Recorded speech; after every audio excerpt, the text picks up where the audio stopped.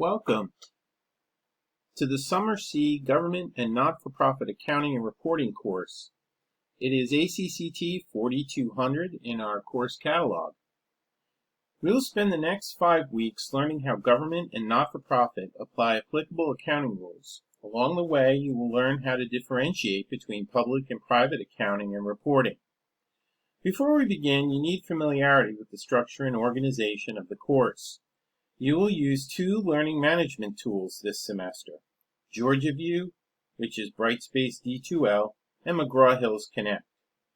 You can purchase your access code for Connect using the widget included in GeorgiaView.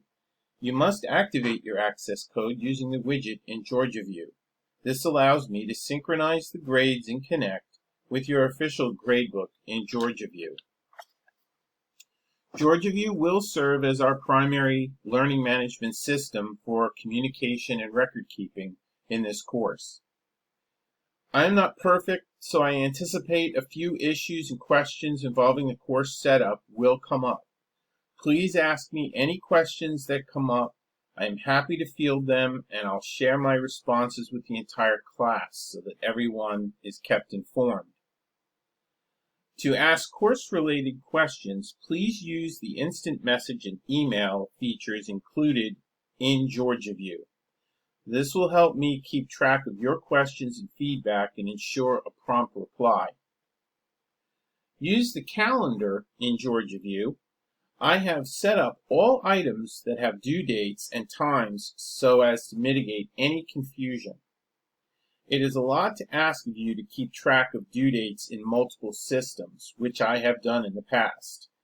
I acknowledge that and have made this adjustment to my course design. Hopefully this will simplify things for you and cut down on missed assignments. Much of the course is under the Content tab in GeorgiaView. Please read the overview carefully, then look over the bookmarks. The course schedule will help you manage due dates and times. Look through the table of contents. All of the work you are asked to do will originate in one of the 5 modules.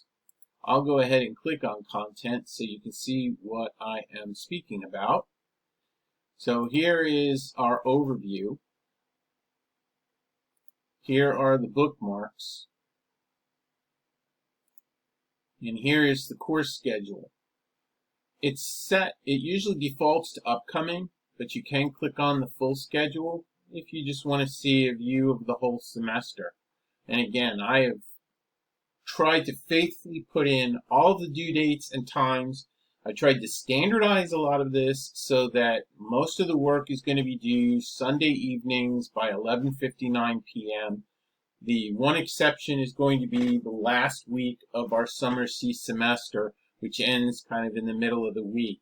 So some of that work is going to be due in the middle of the week. So there's kind of a little bit of a compression there. But we'll deal with it the best we can. Under the table of contents, there's a Start Here. Start Here is where all the course administrative materials are located. This includes your course syllabus. Please take the time to read through all this material. It's very important. As you complete things, you're going to want to check off that you complete them. I'm going to go right to the syllabus. So make sure that you read all the parts of the course syllabus.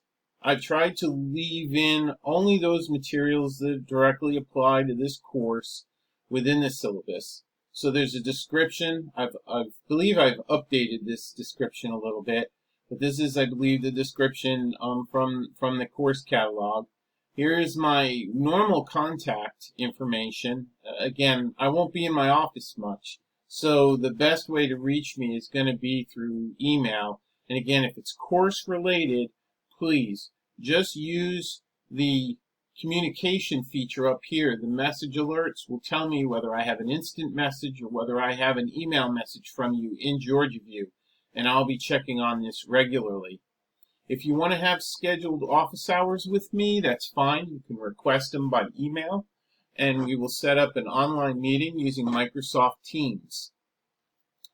The required course materials, students will need the following textbook. It's Essentials of Accounting for Government and Not-for-Profit Organizations by Paul A. Copley. It's a McGraw-Hill publication.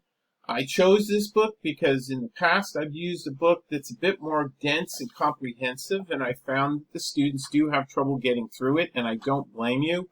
Even as an professor, I find the book to be dense. This book is nicely written. I believe it's written at an appropriate level for your first introduction to this particular form of accounting. It is different, and so I really wanted to make sure that the resource that we were going to use would be accessible to you.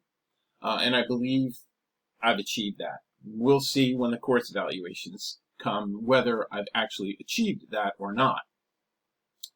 So along with the text, of course, you'll need your Connect access code, which I had indicated earlier can be purchased. One of the ways you can purchase is through the widget that I will show you in a minute. Purchase options include Connect only with eText access, Connect with a downloadable eText, or Connect with a loose leaf edition. The loose leaf edition is a smaller version. It's not a full-size loose leaf edition. It's actually kind of nice. I like it. But I know most of you will probably just want to go with Connect only with eText access. That's going to be plenty sufficient for this course. You can make your purchase again through, I believe, the Dalton State College bookstore. It's probably through their website. I don't know whether the bookstore is actually going to be open or not. Probably not. Or directly from McGraw-Hill. I believe the purchase price is about $137, $138 for the semester, which really isn't that bad. And there is still the 14-day free trial when you purchase it, so that for those of you that can pay for it right away, please do so. If you can't, and you need a little bit of time, that 14-day trial gives you a little bit of a buffer, a little bit of a leeway as to when you actually have to pay for it. But don't let that 14-day trial period expire, because if it expires, all the work that you put into the course will be lost. There is no way for me to retrieve that. Our course learning outcomes, they're going to be more important than you realize because I have really tried to refine the way I teach as I've been reading student comments and taking courses and webinars to try to improve my teaching pedagogy. I've tried to really rely a lot more on linking what we're going to cover back to these course learning outcomes. And of course, the exams will be tied to the course learning outcomes. And so we have 5 primary course learning outcomes that you should be reading through. 1 will be describe the nature and environment of governmental and nonprofit accounting. 2, contrast methods of accounting used by government, nonprofit, and private entities. 3 would be to describe the content and format of the financial section of the Comprehensive Annual Financial Report, which is what state and local governments produce. We affectionately call it the CAFR. 4, apply the principles and methods used to create the financial statements and notes for government and nonprofit entities. And then finally, 5th, apply an ethical framework to accounting questions and problems in government and nonprofit environments. As far as the final course grade calculation and the work you'll be asked to do, there will be a final exam that's worth 250 points that will be administered on the day of the final exams in July. That is scheduled for July 16th. I'll give you more details on the final within the first week of class. There'll also be 5 quizzes worth a total of 200 points. There'll be 5 discussion posts worth a total of 50 points. There will be 5 reflection posts worth a total of 50 points, and 6 homeworks worth a total of 150 points. So the total number of points available in the course is 700. To earn an A in the course, you'll need at least 630 points. To earn a B, 560. To earn a C, 490. And we don't want to address anything below that. I'd like to see everybody in this class be successful. And so let's cut it off there.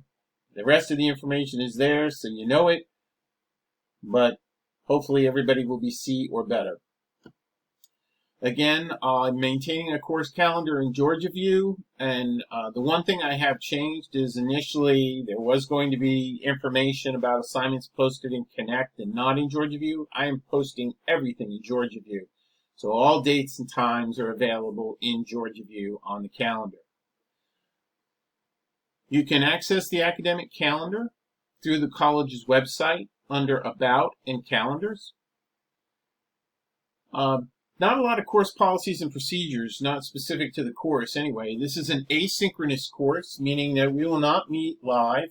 Instead, our class discussions and lectures will be by video and using Teams on an individual or group basis. Again, if there's a few of you that want to go over something with me, you're more than welcome to ask me. We will set up a day and time, and we can meet through Microsoft Teams. Again, all the material will be provided through either Georgia View or Connect.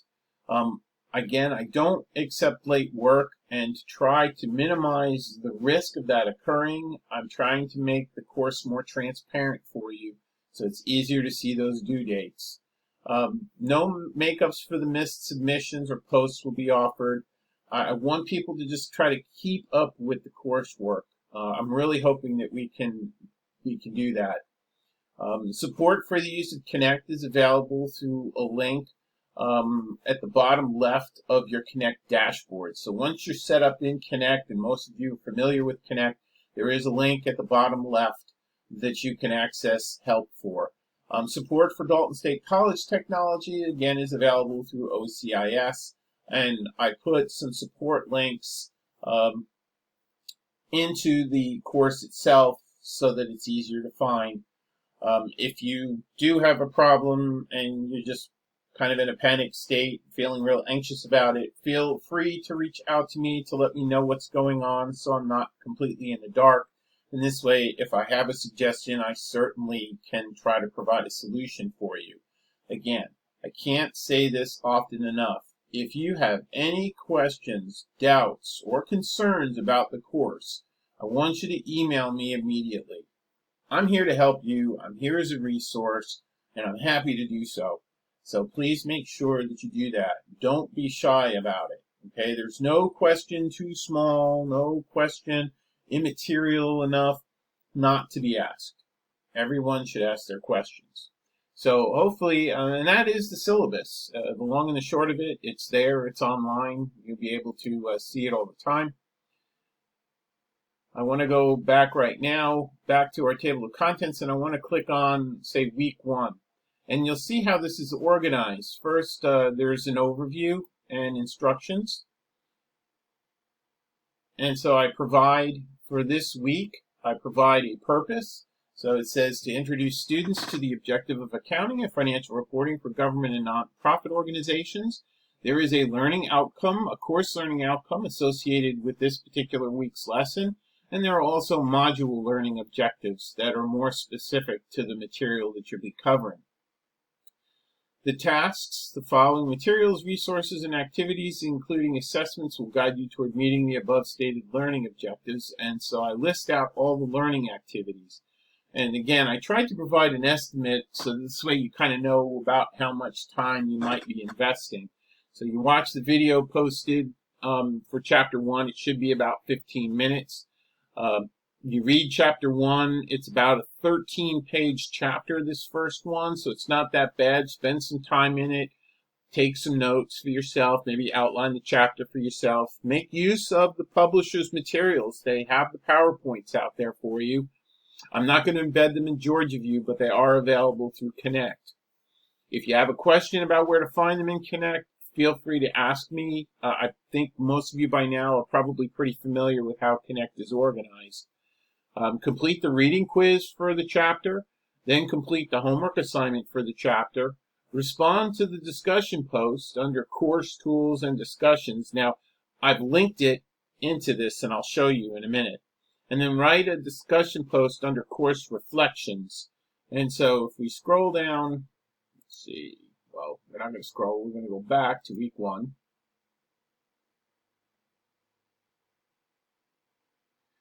There will be a video in here that will be posted shortly, probably by Tuesday evening. I'll have it posted Tuesday or Wednesday evening. The reading quiz, that's linked here. Again, you can get to that by going through Connect. It says reading quizzes are located in MH Connect. Access Connect through the MH Campus widget under Start here. If you click on reading quiz, some basic instructions will pop up. So I've got some material here for you to consider. Again, I've tried to do this with every single assignment. I've tried to provide as much information as possible in an easily digestible format so that you can understand what it is I want you to do and how I want you to do it. The reading quizzes and the homeworks are fairly straightforward. I don't think anybody will have any issues with those. We've worked with Connect before. The discussion posts, each week there will be a discussion question, and so I've provided some instructions. And each week you'll read the discussion question, you're reading the chapter material. In this first week, you're also going to be reading an attached white paper. Then you're going to prepare a response to the discussion question. Then you'll create a thread in the discussion topic, which I have a link to, and then you'll create your post. Okay? And then I'll grade those posts.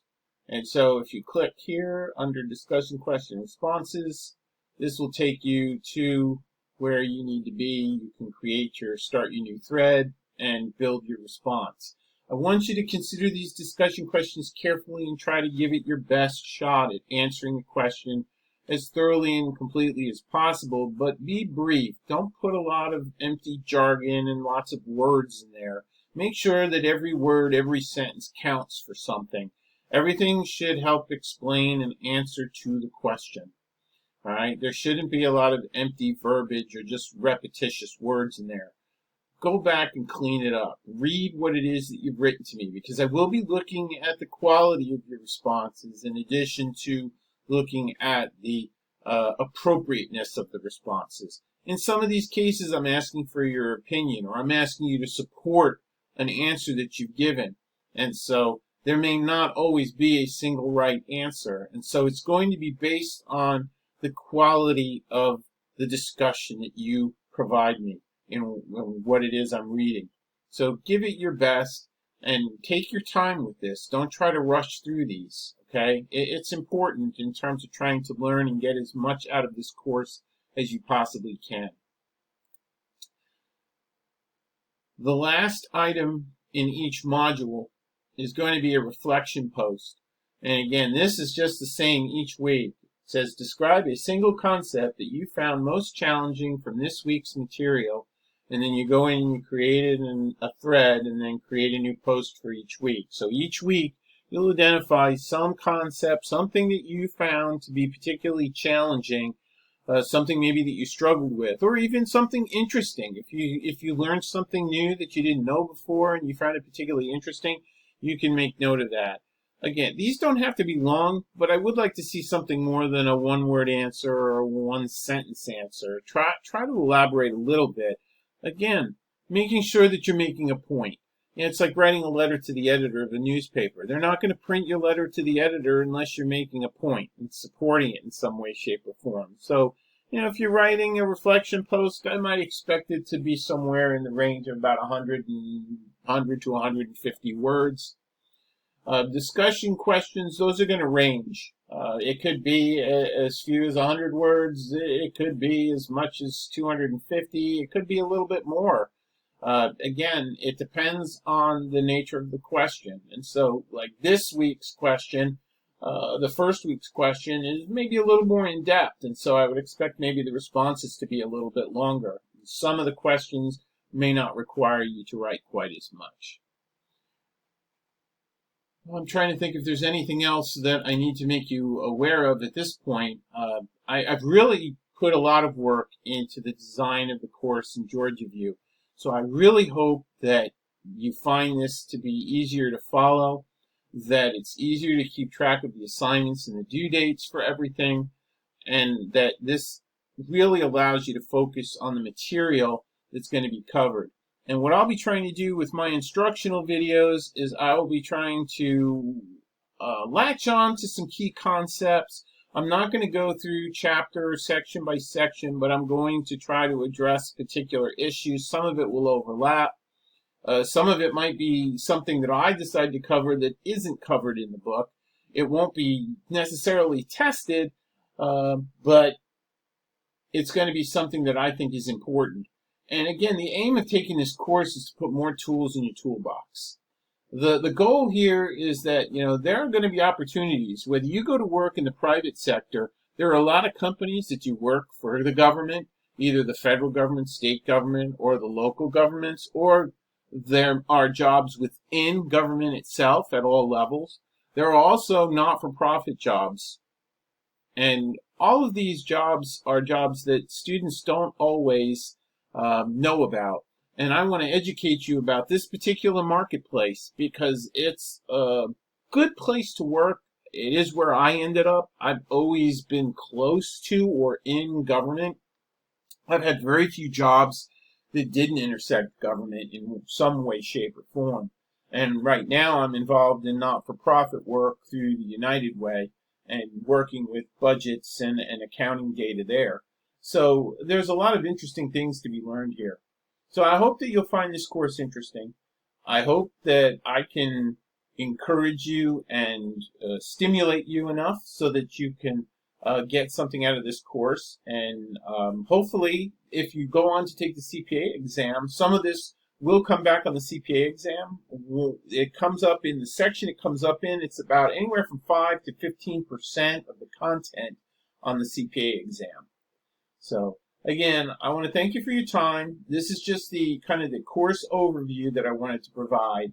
I will be providing, again, there'll be an individual kind of lecture discussion for each of the modules. I'll do one for the final exam, and I'll also have a few little ones that I'll probably post that are related to some specific questions or issues about the course or about any of the material in the course. So thanks, have a good night, and I look forward to working with you all over the next 5 weeks as we explore the world of government and not-for-profit accounting and reporting.